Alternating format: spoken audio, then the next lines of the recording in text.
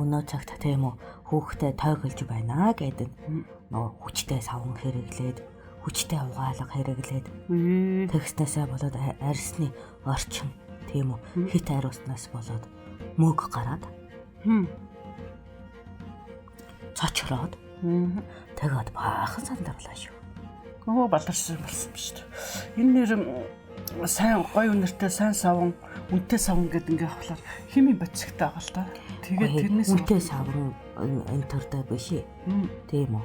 Нөгөө устгагчтай савн гэж байдаг да. Нөгөө бактери харьлагч гэдэг. Наадах. Тэр бүх юм авч устгаач байгаа юм. Харин харьсныхаа бүх бичил орчинг нь устгаад. Тийм үү.